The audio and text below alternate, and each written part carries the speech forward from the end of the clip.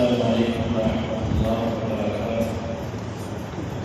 نحمده ونستعینه ونصلی علی رسوله الکریم، اما بعد۔ باب کسب الرجل وعمله بیدہ، یہ باب ہے آدمی کی کمائی کے بارے میں اور اس کے اپنے ہاتھ سے کام کرنے کے بارے میں۔ امام بخاری فرماتے ہیں کہ ہم نے بیان کیا اسماعیل بن عبداللہ نے، وہ کہتے ہیں مجھے بیان کیا علی بن وہب نے یونس سے، وہ ابن شہاب سے، وہ کہتے ہیں مجھے عروہ بن زبیر رضی اللہ عنہ نے خبر دی کہ بے شک عائشہ رضی اللہ عنہ کہتی ہیں لم نستخلف ابو بکر الصدیق، جب ابو بکر صدیق کو خلیفہ بنایا گیا، قال انہوں نے کہا لقد علم قومی، یقیناً میری قوم کو معلوم ہے، ان حلفتی لم تکن تعجز عن مؤونۃ اہلی، جو میرا پیشہ ہے وہ میرے گھر والوں کی کفالت سے عاجز نہیں ہے، یعنی ان کو پورا کرتا ہے۔ وشہدت لامر المسلمین، اور میں مسلمانوں کے معاملے میں مشغول کر دیا گیا۔ فسیأکل آل ابی بکر من ھذا المال، بس آل ابو بکر اس مال میں سے بڑے کھائیں گے۔ وأحترف للمسلمین فیہ، اور میں مسلمانوں کے لیے ان کے مال کی، ان کے امور کی نگرانی کروں گا۔ امام بخاری رحمہ اللہ نے یہ باب بیان کر کے بتلایا کہ کام ان میں سے بہترین وہ ہے کہ جو اپنے ہاتھ سے کیا جائے۔ سب سے بہترین کمائی وہ ہے جو انسان اپنے ہاتھ سے کرتا ہے۔ دنیا کے اندر تین طرح کے آمدنی کے ذرائع ہیں، ایک تجارت کا نظام، ایک زراعت کا نظام، اور تیسرا حرفت، صنعت، پیشہ، ہاتھ سے کام کرنا۔ یہ تین ذریعے ہیں، یا کوئی تاجر ہوتا ہے، یا کوئی کسان ہوتا ہے کھیتی باڑی کرتا ہے، یا کوئی مزدور ہوتا ہے وہ ہاتھ سے کوئی نہ کوئی چیز بناتا ہے۔ اب اہل علم کا اس میں اختلاف کر کے اسے افضل کون ہے؟ بعض کہتے ہیں تجارت افضل ہے کیونکہ اس میں کرتا ہے، بعض کہتے ہیں کہ نہیں زراعت افضل ہے، کھیتی باڑی افضل ہے کیونکہ اس میں ہاتھ کی محنت بھی ہے اور اللہ کا توکل بھی ہے۔ کیونکہ کسان آدمی جب بیج بوتا ہے تو اس کا سارا توکل اللہ پہ ہوتا ہے، وہ ڈرتا ہے یا اللہ آندھی نہ آ جائے، طوفان نہ آ جائے، میری فصل خراب نہ ہو جائے، اس کا پورا توکل اللہ پر ہوتا ہے۔ بس کہتے ہیں کھیتی باڑی افضل ہے۔ اور تیسرا موقع یہ ہے کہ ہاتھ کی کمائی افضل ہے۔ اللہ تعالیٰ کے ثواب یوں معلوم ہوتا ہے کہ یہ حالات کے اعتبار سے اور افراد کے اعتبار سے بدلتا رہتا ہے یہ مسئلہ۔ البتہ سب سے افضل کمائی وہ ہے جو ہمارے نبی صلی اللہ علیہ وسلم نے کی۔ آدم علیہ السلام، خود علیہ السلام ان کے بارے میں ملتا ہے کہ وہ کھیتی باڑی کیا کرتے تھے۔ ادریس علیہ السلام کے بارے میں آتا ہے کہ وہ کپڑے سیا کرتے تھے، درزی تھے۔ داؤد علیہ السلام کے بارے میں آتا ہے کہ وہ زرہ بنایا کرتے تھے۔ موسیٰ علیہ السلام کے بارے میں آتا ہے وہ بکریاں چرایا کرتے تھے۔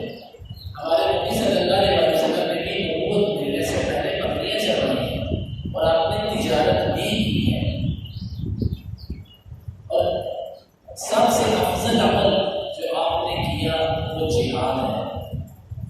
جہاد کے ساتھ جو مال حاصل ہوتا ہے یہ بھی ہاتھ کی کمائی ہے۔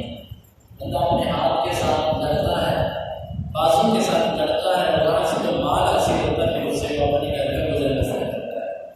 نبی صلی اللہ علیہ وسلم نبوت ملنے کے بعد، مدینہ آنے کے بعد آپ کا پیشہ جہاد تھا۔ آپ نے زندگی پر جہاد کیا اور وہاں سے جو مال غنیمت ملا اسی سے آپ کے گھر کے اخراجات چلتے تھے۔ تو یہ نبی صلی اللہ علیہ وسلم سے سارے انسان ہیں۔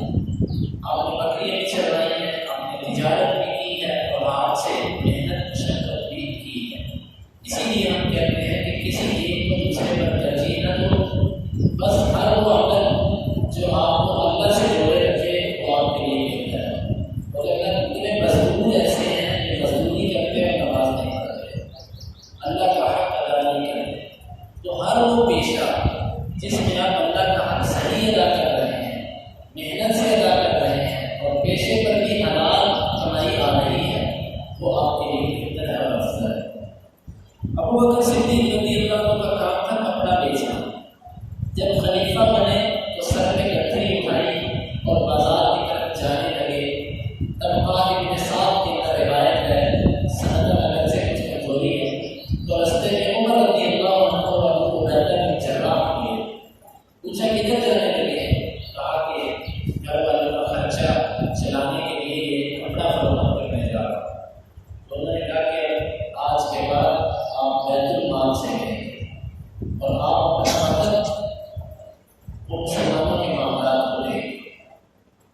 چنانچہ ابو بکر صدیق رضی اللہ عنہ کا ضرورت کے مطابق وظیفہ مقرر کیا گیا، اور جب ابو بکر صدیق رضی اللہ عنہ فوت ہونے لگے تو کہنے لگے کہ دیکھو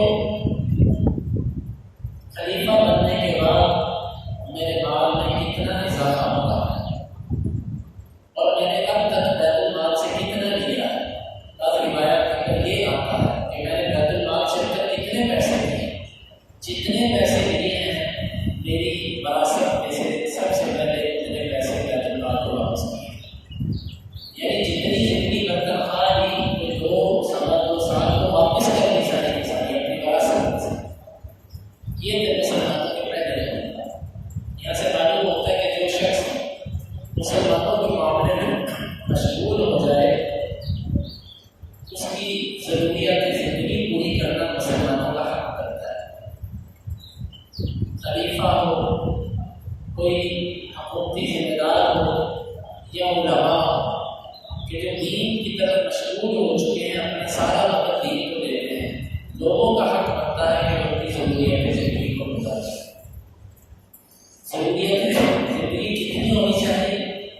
ابو بکر صدیق رضی اللہ عنہ کے بارے میں آتا ہے کہ ان کو 2 طرح کی عبادت ہے۔ ایک میں آتا ہے کہ روزانہ بیت المال سے ایک بکری دی جاتی ہے، اور ایک کے اندر آتا ہے کہ آدھی بکری روزانہ دی جاتی ہے، یعنی کہ 2 دن کی ایک بکری دی جاتی ہے۔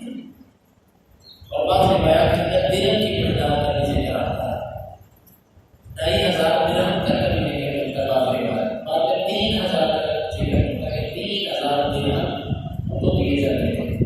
یہ رقم جو ہے نا بہت بڑی رقم ہے، اور ایک بکری آج بھی آپ اس کی قیمت اگر دیکھتے ہیں تو 18, 15, 20 ہزار کے قریب اس کی قیمت ہے۔ بات کرنے کا مقصد یہ ہے کہ اگر کوئی اپنے آپ کو مسلمانوں کے معاملوں کے لیے وقف کرتا ہے تو مسلمانوں کا حق بنتا ہے کہ اس کی ضروریات زندگی، اس کا وظیفہ اتنا ہو کہ وہ کسی کے محتاج نہ ہو۔ یہ بات ناشکری نہیں ہے، اصلاح کے طور پہ عرض کر رہا ہوں، دلوں کی کیفیت کو اللہ جانتا ہے۔ آج مساجد کے اندر، مدارس کے اندر علماء کی جو تنخواہیں ہیں، حقیقت بات ہے کہ علماء کے ساتھ دنیاوی معاملے کے اعتبار سے زیادتی ہے۔ یہ ظلم کی حد تک اس میں کمی ہے۔ پھر لوگ کیا کرتے ہیں؟ علماء کا نظر و نیاز دیتے ہیں، نذرانے دیتے ہیں، کبھی کبھار کھانا دے دیا، پھر اس پر بھی بعض لوگ نظر رکھ رہے ہیں تو مولوی صاحب اس سے فلانی چیز لیتے ہیں، ہم سے پیسے لیتے ہیں، فلانے کے گھر روٹی کھانے چلے جاتے ہیں۔ یہ باتیں بھی لوگ کرتے ہیں۔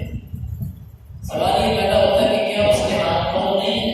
جس طرح آپ کاروبار کرتے ہیں وہ بھی کاروبار کر سکتا ہے، اور اپنا سارا وقت اگر کاروبار کو دے تو وہ بھی آپ کی طرح بڑا تاجر بن سکتا ہے، لیکن اس نے اپنے آپ کو بند کر کے دین کو پڑھنے پڑھانے میں سارا دن لگا دیا۔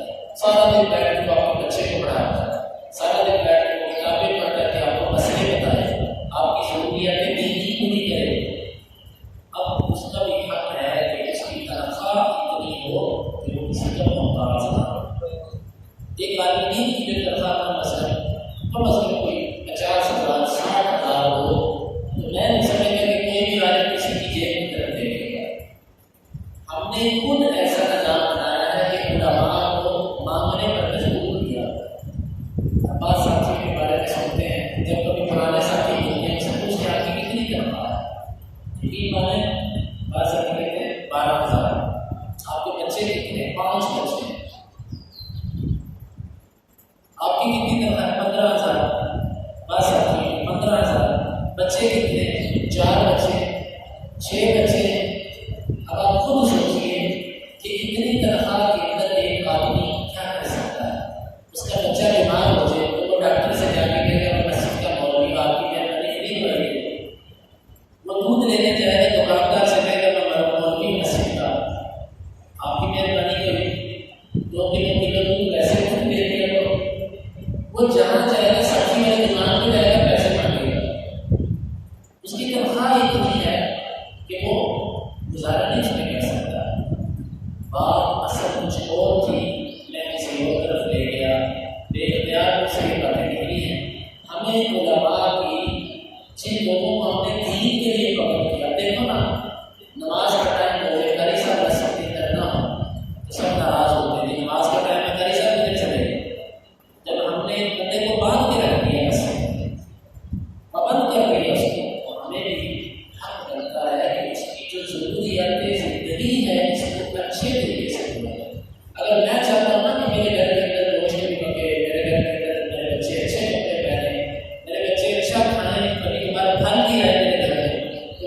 انسان ہے اس کے ساتھ بھی پیڑ لگا ہے، اس کی بھی ضروریات ہو لگی ہے. تو یہ ابو بکر صدیق رضی اللہ عنہ نے کہا کہ آج کے بعد میرا گھرانہ وہ بیت المال سے پائے گا. آپ کو پتہ ہے کہ میرا پیشہ ایسا تھا کہ اس سے میرے گھر کا خرچہ اچھا چلتا تھا، لیکن اب میں تجارت نہیں کروں گا، اب میں مسلمانوں کے بیت المال سے اپنا حصہ لوں گا، تو اس کے بدلے میں مسلمانوں کے معاملات کی میں نگرانی کروں گا. بعض نے وَأَحْتَرِفَ کا معنی کیا ہے میں پیشہ تجارت کروں گا، اس کے بدلے میں مسلمانوں کے مال سے تجارت کروں گا. یہ معنی درست نہیں، کیونکہ جب وہ اپنے مال سے تجارت کرنے کا وقت نہیں رکھتے ہیں تو دوسروں کے مال سے تجارت کرنے کا وقت ان کے پاس کیسے ہوگا؟ اس کا اصل معنی یہ ہے کہ اس کے بدلے میں مسلمانوں کے معاملات کی میں نگرانی کروں گا. باقی مزید حدیث کی ہے انشاءاللہ عزیز آئندہ درس کے اندر. اللہ تعالیٰ سے دعا ہے اللہ تعالیٰ کی طرف سے سمجھنے کی اور اس پر عمل کرنے کی توفیق عطا فرمائے. اللهم انفعنا بما علمتنا وعلمنا ما ينفعنا.